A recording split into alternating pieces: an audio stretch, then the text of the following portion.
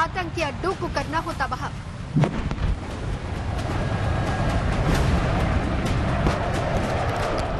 या किसी इमारत में छिपे दुश्मन को करना हो ढेर।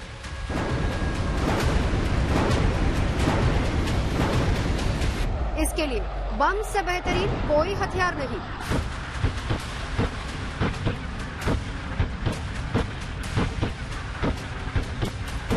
ये ऐसा वेपन है जो मजबूत से मजबूत बंकर में छिपे दुश्मन को खाक में मिला सकता है।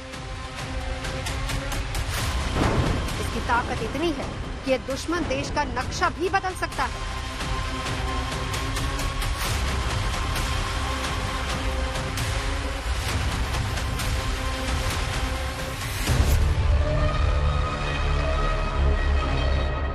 बम का नाम लेते ही सबसे पहले जहन में परमाणु बम की छवि उभरती है, जिसके नाम से ही दुनिया के ताकतवर से ताकतवर मुल्क थर्रा उठते हैं। वैसे दुनिया में बमों की कई वैरायटीज हैं, स्पाइस से लेकर हाइड्रोजन बम तक। इसके अलावा और बहुत सारी वैरायटीज दुनिया में मौजूद हैं। हम आपको बमों के इतिहास से लेकर आज तक के सफर पर आज रण क्षेत्र में लिए चलेंगे, लेकिन उससे पहले जरा देखते हैं और बात करते हैं उस बम के बारे में जिसने पाकिस्तान को खून के आंसू रुला दिए थे।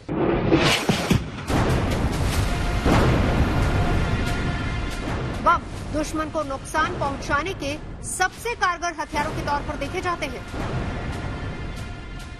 आतंक के खिलाफ भारत भी इसका इस्तेमाल कर चुका है। 26 फरवरी 2019 रात के करीब 3 बजे जब भारतीय वायुसेना के 12 Mirage 2000 fighter jet line of control पार कर पाकिस्तान की सीमा में दाखिल हुए और बालाकोट स्थित जैश ए मोहम्मद के आतंकी ठिकानों को ध्वस्त कर दिया।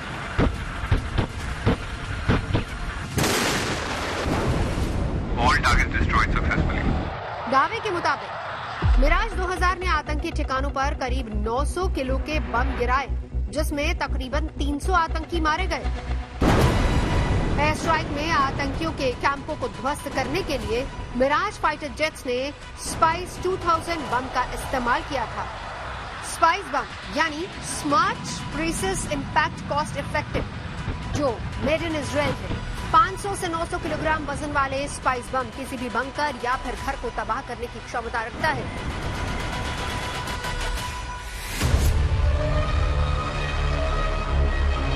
स्पाइस 2000 एक स्मार्ट बॉम्ब है जो इंडियन एयरफोर्स इस्तेमाल करती है। एक्चुअली इंडियन एयरफोर्स ने यही बॉम्ब जो है बालाकोट में जब 26 फरवरी 2019 को अटैक किया था, तो ये बॉम्ब जो है ड्रॉप किए गए थे, जो 60 किलोमीटर हम दुश्मन के एलओसी के अंदर जाके हमने अटैक किया था। तो ये 2 वर्जन में आता है। इजराइल की किट है, इसमें एक तो 450 किलो यानी 900 पाउंड और दूसरा है 900 किलो यानी तकरीबन 2000 पाउंड। तो इसलिए इसका नाम जो है स्पाइस 2000 भी रखा है। स्पाइस का मतलब है, एस का मतलब है स्मार्ट, पीआई का मतलब है प्रिसीजन इम्पैक्ट और सी का मतलब है कास्ट इफेक्टिव।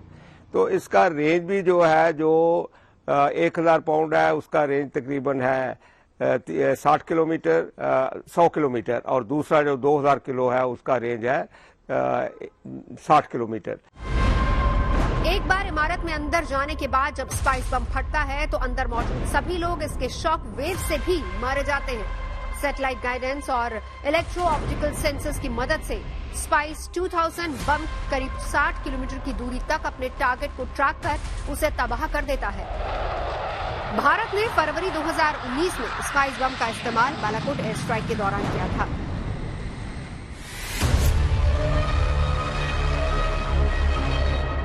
स्पाइस 2000 ये सिर्फ एक बॉम्ब ही नहीं है, बल्कि एक गाइडेंस किट के तौर पर भी इसको देखा जा सकता है, जो वॉरहेड और बम के साथ जुड़ी होती है। यानी अगर निशाना कहीं दूर हो तब भी ये बिल्कुल सटीकता से सीधे वार करती है। और सबसे बड़ी खासियत ये है कि लेजर गाइडेड होने की वजह से लंबी दूरी से भी इसको टारगेट पर छोड़ा जा सकता है। स्पाइस बम के 2 हिस्से होते हैं। पहला हिस्सा स्टैंडर्ड वॉरहेड के अगले हिस्से से जोड़ा जाता है, जबकि दूसरा बम के पिछले हिस्से से जोड़ा जाता है। स्पाइस स्मार्ट बम के अगले हिस्से पर एक कैमरा लगा होता है जो टारगेट को आइडेंटिफाई करता है, जबकि दूसरे भाग में एक डेटा चिप होती है जो स्पाइस 2000 को बम छोड़ने का सही वक्त बताती है। मिशन से पहले टारगेट को हिट करने के लिए बाकायदा एक प्लान बनाया जाता है। अब उस प्लान में ये तय किया जाता है कि टारगेट पर कितनी दूरी से, कितनी ऊंचाई से और किस वक्त निशाना लगाया जाएगा। ये तमाम जानकारियां एक चिप में भर दी जाती हैं और उसके बाद जीपीएस और साथ ही साथ उस टारगेट की पूरी तस्वीर को इसमें लोड किया जाता है, जिसके बाद इस बम को निशाने पर छोड़ा जाता है ताकि गलती से भी गलती की कोई गुंजाइश न रह जाए और बम एकदम सटीकता से अपने टारगेट पर वार करे। फाइटर प्लेन से बम को गिराने के बाद अगर स्पाइस 2000 बम गलत दिशा में जा रहा हो तो भी फिर से उसका रास्ता बदला जा सकता है।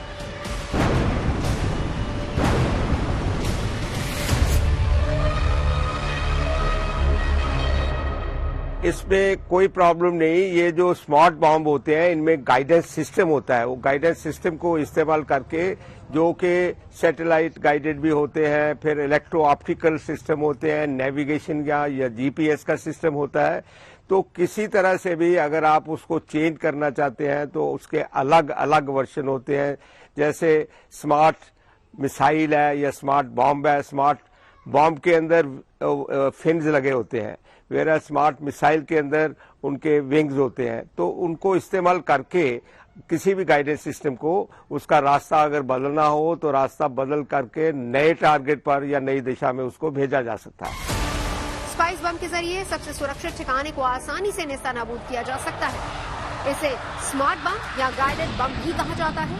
ये हवा से जमीन पर गिरने वाला बम होता है जो बड़ी सटीकता से दुश्मन के ठिकानों पर हमला कर सकता है।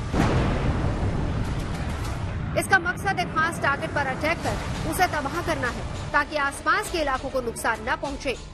एक स्मार्ट बम में आमतौर पर 3 मेन पार्ट्स होते हैं। पहला वेपन, ये एक तरह का विस्फोटक होता है। दूसरा टारगेटिंग सिस्टम, ये नेविगेशन में मदद करता है। और तीसरा एंटी जैमिंग डिवाइस, ये दुश्मन को गाइडेंस सिग्नल में दखल देने से रोकती है। अब स्मार्ट बम कैसे काम करता है ये भी आपको बता देते हैं। स्मार्ट बम कंट्रोल और गाइडेड सिस्टम से लैस होते हैं। कुछ में छोटे रॉकेट मोटर्स भी फिट किए जाते हैं। ये रॉकेट मोटर न सिर्फ बम की रेंज को बढ़ाते हैं बल्कि उनके फ्लाइट कंट्रोल में भी मदद करते हैं।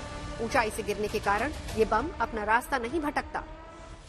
स्मार्ट एक मिलिट्री स्लैंग या इसको जिंगो समझ लें या कोई ऐसी लैंग्वेज है जो आमतौर पर इस्तेमाल करी जाती है ऐसे बॉम्ब के लिए जिसको को किसी तरीके से भी गाइड किया जा सकता है। देखिए, एक तो बॉम्ब जब गिरता है तो ग्रेविटी की उसकी वजह से नीचे सीधा जाएगा या जैसे हवा के उसके कहीं भी जाएगा। दूसरा वो बॉम्ब होते हैं जिनको किसी न किसी तरीके से किसी नेविगेशन सिस्टम से उनको गाइड किया जा सकता है। तो स्मार्ट बॉम्ब वो हैं जिनको गाइड किया जा सकता है किसी नेविगेशन सिस्टम से। और नेविगेशन सिस्टम अलग अलग होते हैं और डिपेंड करता है कि कौन सा नेविगेशन सिस्टम किस में लगा हुआ है, उसकी वजह से इसको स्मार्ट बॉम्ब कहते हैं।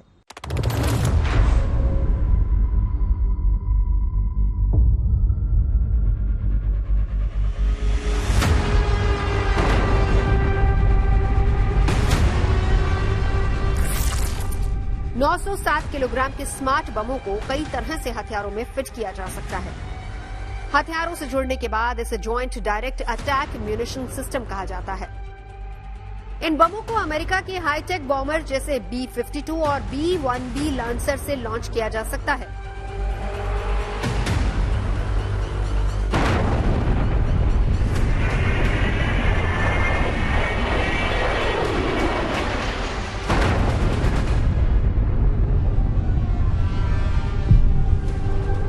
अमेरिकी वायुसेना ने पहली बार स्मार्ट बम का इस्तेमाल सेकेंड वर्ल्ड वॉर में किया था।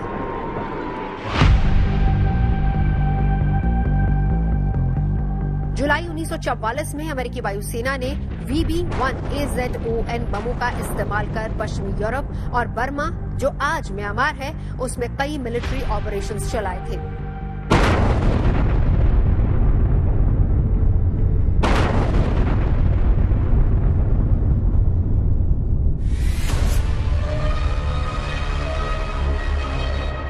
जंग चाहे खुले मैदान में हो या फिर किसी घनी बस्ती में, गाइडेड बम कभी भी अपने निशाने से चूकते नहीं है। और यही सबसे बड़ी वजह है कि भारत मेक इन इंडिया के तहत इसी तरह के बमों को बनाने में लगा हुआ है जिसे आसानी से लड़ाकू विमानों से ड्रॉप किया जा सके।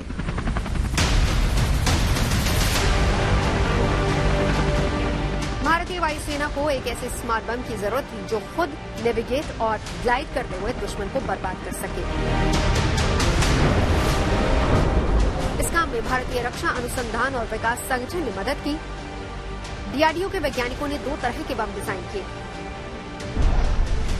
पहला विंग के जरिए ग्लाइड करने वाला गौरव लॉन्ग रेंज ग्लाइड बम और दूसरा बिना विंग वाला गौतम।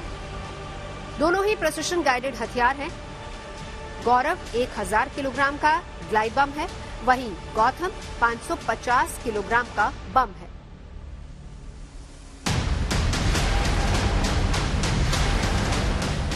इनका इस्तेमाल आमतौर पर एंटी एयरक्राफ्ट डिफेंस में रेंज से बाहर मौजूद टारगेट्स को ध्वस्त करने के लिए किया जाएगा। गौरव और गौतम दोनों ही बमों में CL-20 यानी फ्रेगमेंटेशन और क्लस्टर म्यूनिशन लगते हैं। ये टारगेट से कनेक्ट करते ही प्रॉक्सिमिटी फ्यूज कर देता है और विस्फोटक ब्लास्ट कर जाता है। गौरव की रेंज 100 किलोमीटर ग्लाइड करने की है, जबकि गौतम की 30 किलोमीटर ग्लाइड करने की क्षमता है। गौरव और गौतम 2 स्मार्ट बम जो डीआरडीओ ने तैयार किए हैं।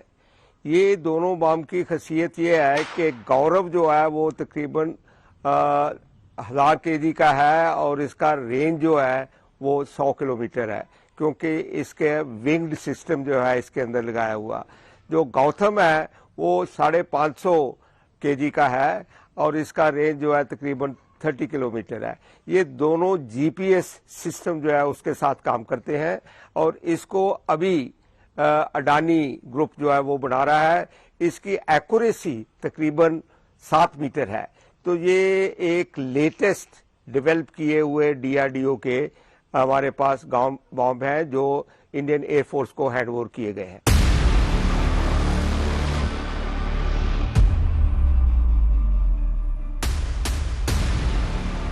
गौरव और गौतम बम भारतीय वायुसेना की ताकत को बढ़ाने का काम करेंगे।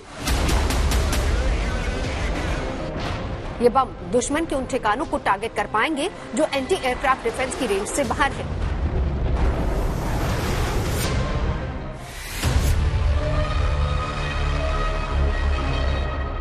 दोनों ही बमों में इनर्शियल नेविगेशन सिस्टम लगा है जो जीपीएस और नाविक सैटेलाइट गाइडेड सिस्टम के तहत अपने टारगेट पर पहुंचता है। साल 2021 में सुखोई में ही गौरव का सफल परीक्षण किया गया और इसके बाद उम्मीद यही की जा रही है कि सुखोई MKI में ही इसकी तैनाती की जा सकती है।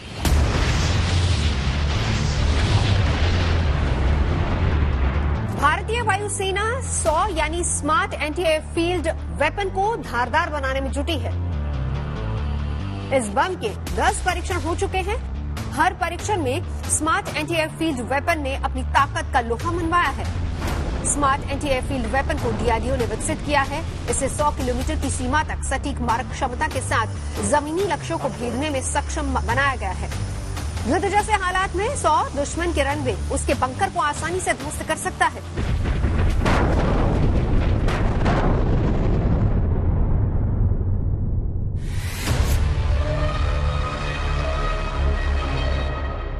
परियोजना को 2013 में मंजूरी मिली थी और उसके बाद 2016 में इसका सफल परीक्षण हुआ, जिसके बाद सितंबर 2020 में भारत सरकार ने इसे नौसेना और वायुसेना के लिए खरीदारी की मंजूरी दे दी।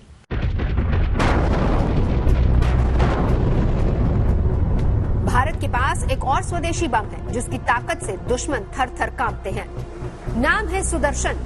डीआरडीओ ने सुदर्शन प्रोजेक्ट की शुरुआत साल 2006 में की थी। भारत ने पहली बार अक्टूबर 2010 में अपने पहले लेजर गाइडेड बम सुदर्शन को तैयार किया। ये बम डीआरडीओ की लैब में तैयार हुआ है।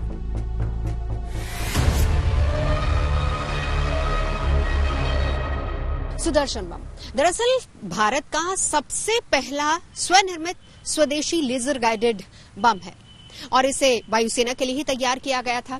सबसे पहले इसको MiG-27 में लगाया गया और फिर उसके बाद इसको जैगुआर में फिट किया गया, जिसके बाद इसको मिराज, जैगुआर और MiG-29 में भी लगाया गया। सुदर्शन बम की बात करें तो इसकी रेंज करीब 9 किलोमीटर है। अब एडी इसकी रेंज 50 किलोमीटर तक बढ़ाने पर काम कर रही है।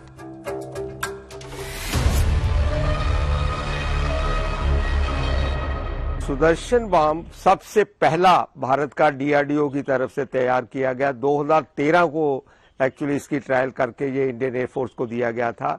ये 450 किलो का बॉम्ब है और तकरीबन 100 किलोमीटर का इसका रेंज है। इसका जो एक्यूरेसी है, क्योंकि ये पुराना है 2013 वाला, इसकी एक्यूरेसी तकरीबन 10 मीटर है। और ये जो है अभी सारे एयरक्राफ्ट में जो फाइटर जेट हैं, चाहे मेघ हो चाहे सू हो, उसके अंदर इसको इस्तेमाल किया जा सकता है।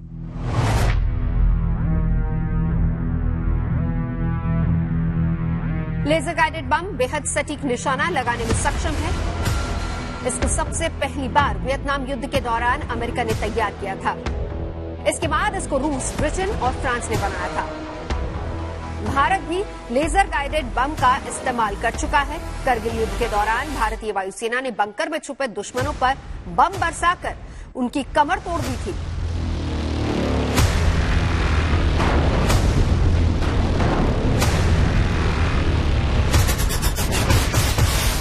चौबीस जून 1999 को टाइगर हिल पर भारतीय वायुसेना ने पहली बार लेजर गाइडेड बमों से हमला किया था। ऑपरेशन सफेद सागर के तहत टाइगर हिल पर जोरदार हवाई हमले हुए थे।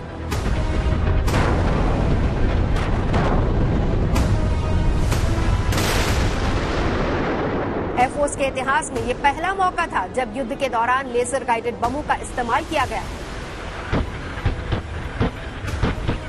लेजर गाइडेड बमों को इजराइल से खरीदा गया था, जिसे विमानों में फिट करने के लिए इजराइल के इंजीनियर्स की एक टीम भारत आई थी।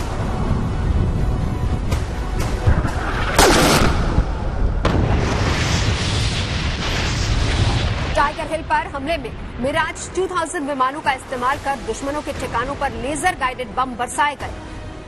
तब वायुसेना की ओर से किए गए हवाई हमले की निगरानी तत्कालीन वायुसेना प्रमुख अनिल यशवंत टिप्पणीस ने खुद एक विमान में बैठकर की थी। लेजर गाइडेड बमों का इस्तेमाल बहुत सीमित क्षेत्र को तबाह करने के लिए किया जाता है। इस तरह के हमलों में फाइटर जेट अपने निर्धारित टारगेट को पहचान लेते हैं, इसके बाद उस लक्ष्य पर लेजर बम छोड़ते हैं और फिर गाइडेड बम इस बीम का पीछा करते हुए लक्ष्य को भेजता है। इस तरह के हमलों में निशाना चूकने की कोई गुंजाइश नहीं रहती। लेजर गाइडेंस का मतलब ये है कि जो बॉम्ब से या एयरक्राफ्ट से जिसके अंदर बॉम्ब रखा है, वो एयरक्राफ्ट से जो लेजर रेल छोड़ी जाती हैं वो टारगेट के अंदर जाके उसके ऊपर जाके रिफ्लेक्ट होती हैं।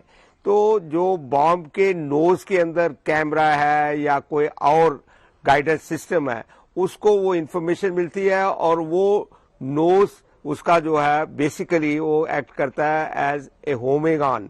तो वो उसी टारगेट के पीछे चल पड़ता है और उसको जाके डिस्ट्रॉय करता है। सो बेसिक चीज यही है कि आप जैसे किसी चीज को ऊपर भेजते हो, वो वहां से रिफ्लेक्ट होके रडार उसको कैच करता है। तो कोई भी सिस्टम जीपीएस या कोई इसको कैच करके और उसको होम ऑन किया जा सकता है टुवर्ड द टारगेट।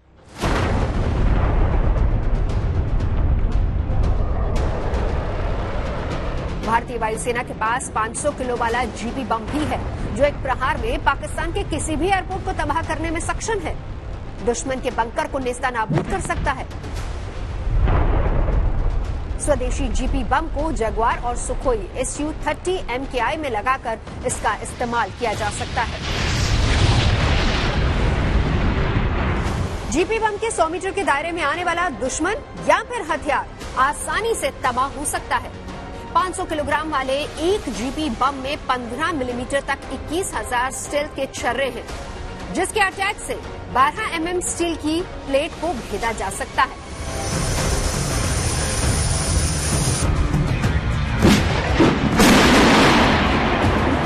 दरअसल युद्ध में बमों का इस्तेमाल होता रहा है। हमास के अटैक के बाद इजराइल की वायुसेना हमास के ठिकानों पर जमकर बमों की बारिश कर रही है। चुन चुनकर उन ठिकानों को निशाना बनाया जा रहा है जहां हमास के आतंकी छिपे हैं।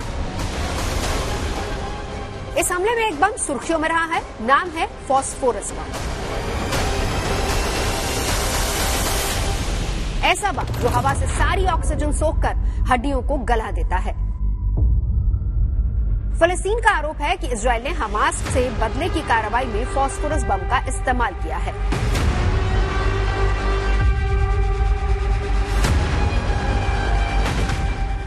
सफेद फास्फोरस और रबड़ के साथ तैयार होने वाला ये केमिकल बम है।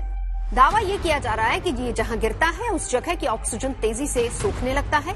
कहा यह भी जाता है कि फास्फोरस बम गिरने से लोग दम घुटने की वजह से मर जाते हैं। पानी डालने पर भी यह आसानी से नहीं बुझता।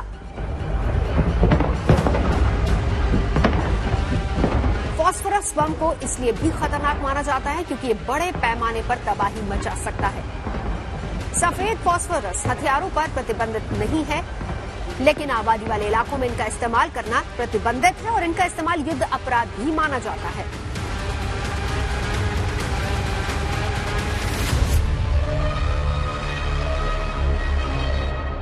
फास्फोरिक ऐसा केमिकल है कि जिसको हवा लगते ही उसमें से धुआं निकलता है, तो ये जहां पर गिरा है वहां पर ये आग लगा देगा और उस जगह को डिस्ट्रॉय कर देगा। पर ये आमतौर पर आर्मी में हम यूज करते हैं इसको। स्मोक ग्रेनेड जो है इन्फेंट्री इस्तेमाल करती है, इसको इल्यूमिनेशन के लिए भी इस्तेमाल किया जाता है। ट्रेसर जो है उससे भी, इवन विक्ट्री सिग्नल जो है वो भी इसी से दिया जाता है। तो ये एक धुएं की वो छोड़ता है, इसलिए ये फास्फोरस जो है एक किस्म का बॉम्ब है, पर इसको किसी इंटरनेशनल कन्वेंशन में ये बैन नहीं है। ये इस्तेमाल किया जा सकता है और इस्तेमाल हो रहा है।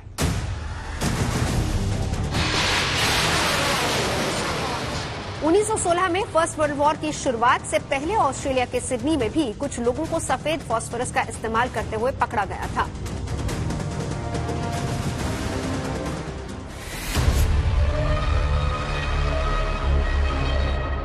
सेकेंड वर्ल्ड वॉर में भी फास्फोरस बम का व्यापक रूप से इस्तेमाल हुआ था और उसके बाद साल 2004 में अमेरिकी सेना ने इराक के फालूजा शहर में हमला करने के लिए भी फास्फोरस बम का इस्तेमाल किया था, जिसके कुछ साल बाद अमेरिकी सेना के प्रवक्ता की तरफ से इस बात को कबूल भी किया गया था।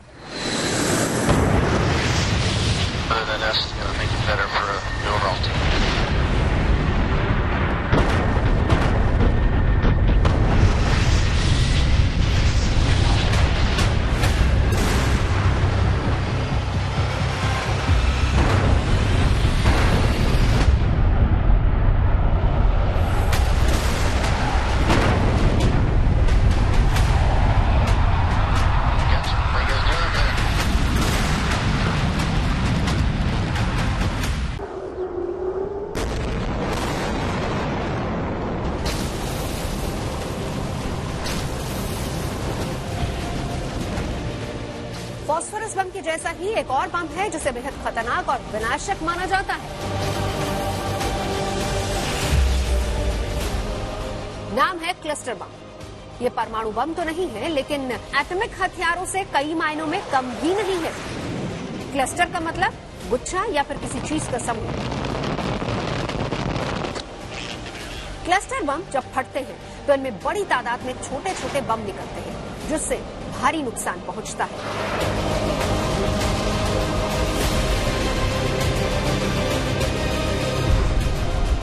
क्लस्टर बम में 10 से लेकर कई 100 तक छोटे छोटे बम होते हैं। क्लस्टर बम को रॉकेट लॉन्चर, मिसाइल या फिर हवाई जहाज से फायर किया जा सकता है। एक खास ऊंचाई पर पहुंचने के बाद क्लस्टर बम का खोल फट जाता है। अंदर के छोटे छोटे बम टारगेट एरिया में बिखर जाते हैं।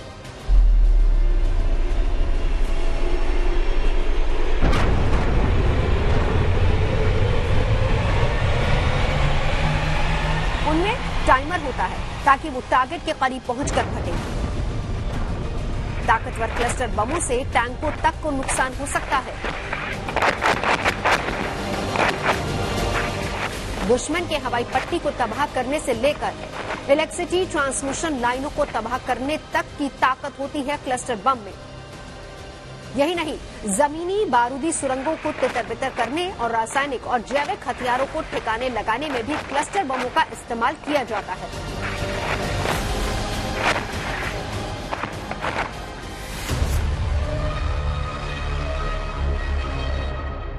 क्लस्टर बम जो है, एक तो बहुत बड़े एरिया के ऊपर इसका असर होता है। दूसरा, इसकी खासियत यह है कि ड्रॉप करने के बाद इसका एक्सप्लोड जो है ये कई साल या कई महीने बाद भी एक्सप्लोड हो सकता है। इसका मतलब ये हुआ कि ये एक किस्म की अनएक्सप्लोडेड माइन है जो पड़ी हुई है और वो नुकसान पहुंचा सकती है। इसलिए इसको बैन किया गया है कि ये सिविल एरियाज के ऊपर आम आदमी का बहुत नुकसान कर सकती है। और अभी देखा गया है कि रशिया ने शायद यूक्रेन में भी इसको स्मार्ट बॉम्ब को इस्तेमाल किया है, चाहे इंटरनेशनल कन्वेंशन जो है उसमें इसको बैन किया गया है। International committee of red cross के मुताबिक क्लस्टर बम से जो छोटे बम निकलते हैं उनमें से करीब 10 से 40% तक फट नहीं पाते। आने वाले कई सालों तक में वो फटते रहते हैं, जिससे आम लोगों की जान पर हमेशा खतरा बना रहता है। क्लस्टर बमों के इस्तेमाल पर नजर रखने वाली संस्थाओं का कहना है कि इनसे मरने वालों में 90% से ज्यादा आम लोग होते हैं। इनमें करीब 40% बच्चे रहे हैं। अमेरिका ने वियतनाम युद्ध में जो क्लस्टर बम इस्तेमाल किए थे उनमें से कई में 50 साल बाद भी धमाका होता रहा।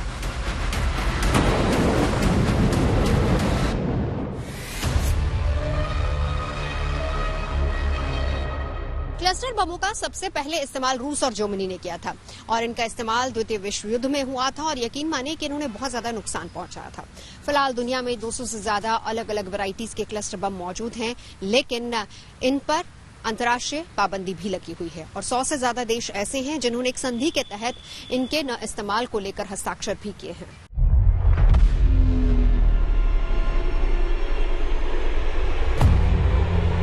क्लस्टर बम के बाद अब बात ऐसे बम की जिसके नाम से ही दुनिया कांप जाती है। ये बम है परमाणु बम।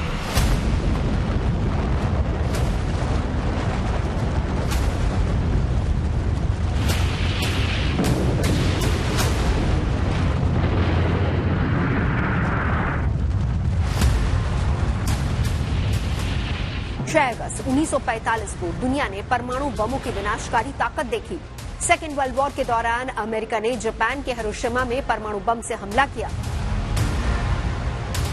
यह हमला अमेरिकी B-29 विमान से किया गया। 6 अगस्त की सुबह 8:15 पर यह हमला हुआ। लिटिल बॉय नाम के परमाणु बम को हिरोशिमा के ऊपर गिराया गया। बम को नीचे आने में महज 43 सेकंड लगे। हालांकि बम अपने लक्ष्य से 250 मीटर की दूरी पर जाकर गिरा। यह हमला इतना भीषण था कि इसमें 1.5 लाख से ज्यादा लोगों की मौत हो गई। अपने लंबे और पतले आकार की वजह से हिरोशिमा पर गिराए गए परमाणु बम को लिटिल बॉय का नाम दिया गया था।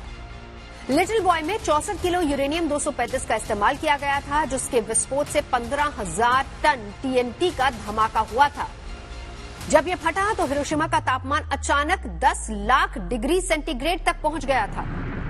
परमाणु धमाके के बाद चंद सेकंड में ही शहर में कंक्रीट इमारतों को छोड़कर धरती के ऊपर मौजूद हर चीज गायब हो गई।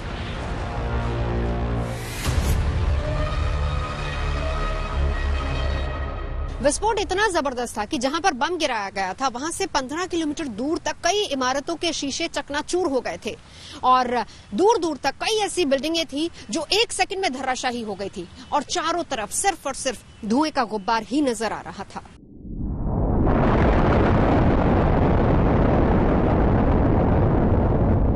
परमाणु बम के विस्फोट ने सुबह के सूरज को करीब करीब धुंधला करने के लिए पर्याप्त धूल और मलबा उड़ा दिया और आसमान में दिखाई दिया मशरूम के आकार जैसा बादल। हिरोशिमा शहर में हुए परमाणु बम हमले से जापान उबरा भी नहीं था कि 3 दिन बाद ही 9 अगस्त को जापान के दूसरे शहर नागासाकी पर भी एक और परमाणु बम गिरा दिया गया।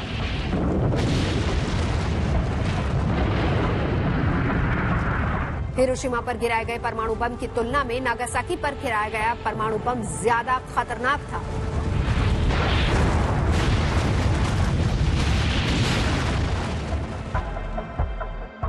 नागासाकी में 9 अगस्त की सुबह 11 बजे परमाणु बम गिराया गया। नागासाकी में जो परमाणु बम गिराया गया था उसका नाम फैट मैन था। इस परमाणु बम का असर ऐसा था कि वहां के लोगों को सोचने तक का समय नहीं मिला कि ये क्या हुआ। सभी लोग मौत की चपेट में आ गए। नागासाकी शहर पहाड़ों से घिरा होने के कारण करीब 6.7 वर्ग किलोमीटर के इलाके में ही तबाही का मंजर देखने को मिला, जिसमें कम से कम 75,000 लोगों की मौत हो गई। नागासाकी पर हमले के 6 दिन बाद जापान ने बिना किसी शर्त समर्पण करने की घोषणा कर दी और इसी के साथ द्वितीय विश्व युद्ध भी आधिकारिक तौर पर खत्म हो गया।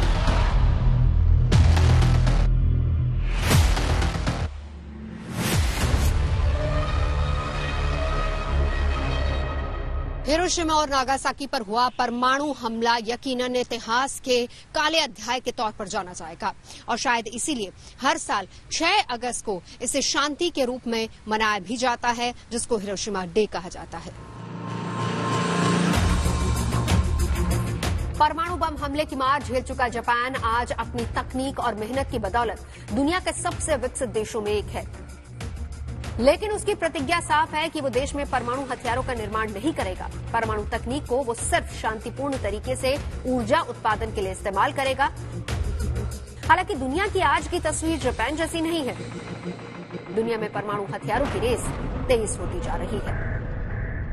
दिल्ली से नवजोत रंधावा के साथ bureau report, good news today.